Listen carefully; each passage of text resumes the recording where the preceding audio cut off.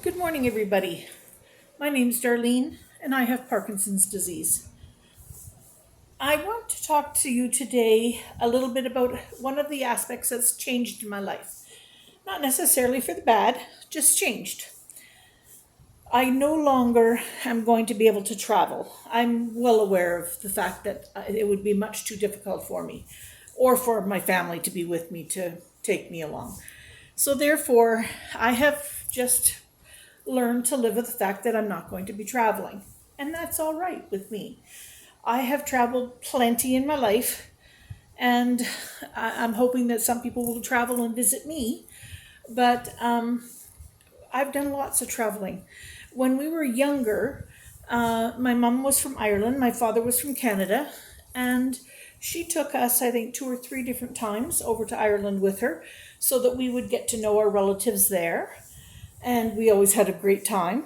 When I was 14, I went by myself over to Ireland, which was a huge adventure. And I had saved my money from babysitting, and my mom and my auntie Molly had matched the money that I had saved to give me enough for the trip. And I went to Ireland, and then from Ireland, a whole group of us young cousins. My auntie Molly was a brave woman. She loaded us all into a caravan and took us to Scotland. I loved Scotland, probably why I married a Scotsman myself. Anyway, so that was during our life when I was a youngster that we did those things. We also had a family vacation camping just about every year. When I got married, my husband and I also did some camping. We didn't do as much camping, but we did do quite a bit, and we loved it.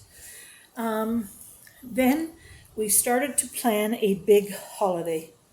He was going to be retiring, and the year was 2001, and we decided to take 3 months and travel across the country. And we thought we would enjoy it immensely, and we did.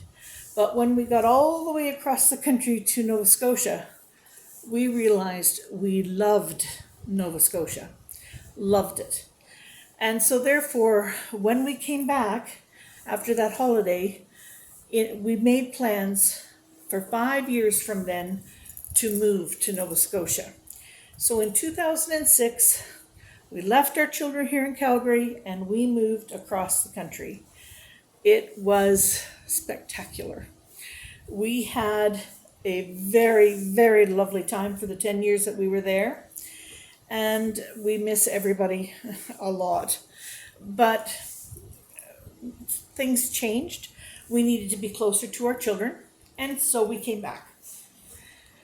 But while we were there, we did great things. One of the things we did was go to visit the Highland Games in Cape Breton. Now, the Highland Games are amazing no matter where you go to them. But if you go to the Highland Games in Cape Breton, they put on a show that is bar none the best. Well, oh, excuse me. I had something written down here.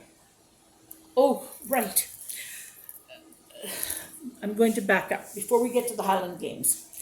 Before we did the Highland Games, we took one tour around Cape Breton, and we weren't paying any attention to the weather reports. What we were paying attention to was whether there was a campground because we had a tent. And, sure, we expected that there would be some days that you didn't have good weather, but we didn't really think too much about it. Well, we found if you look at Cape Breton here and you go up this side here, and the Cape Breton Highlands are up here, as you come down this other side, we camped partway down that other side, and there's nothing but ocean.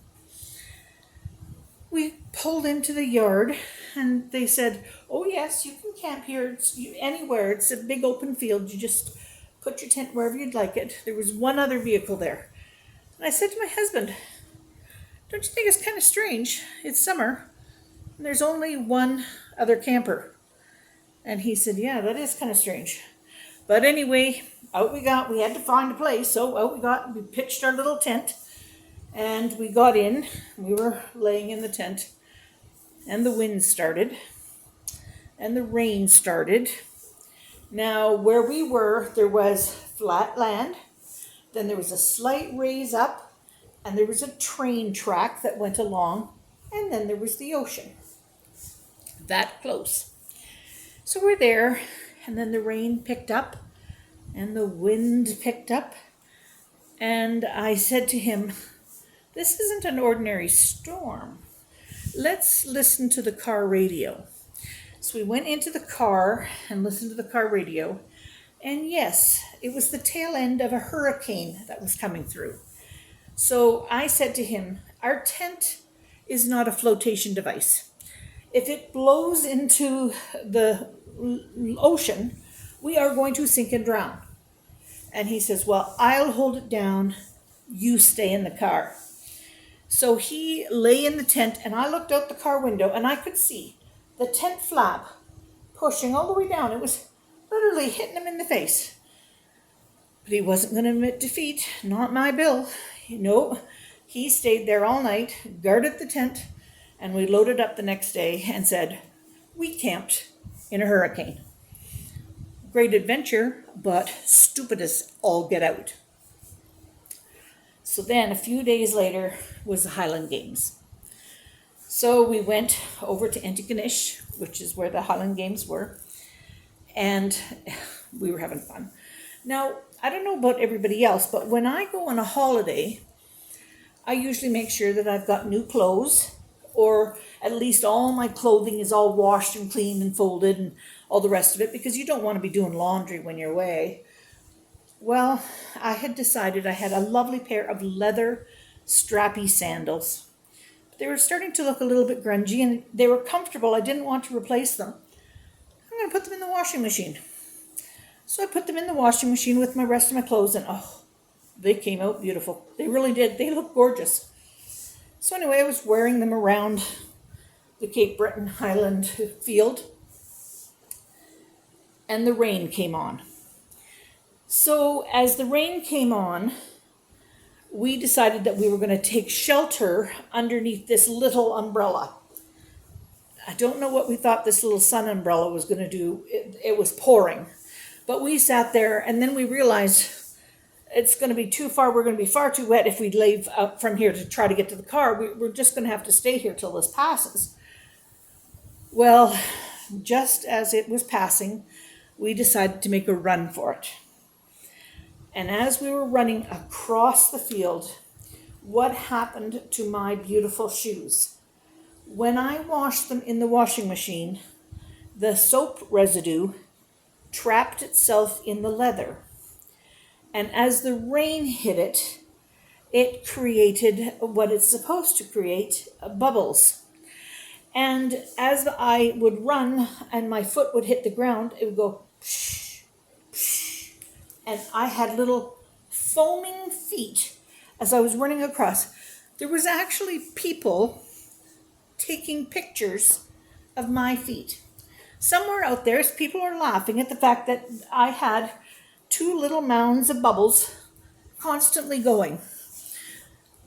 Did I give up? No way.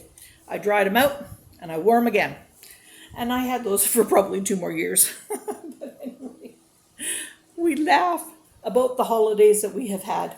We have had some spectacular holidays, and I'm sorry that Parkinson's is going to take that away from us, but as long as I have my memories, I have my travels. Everybody have a good day, and I'll talk to you tomorrow.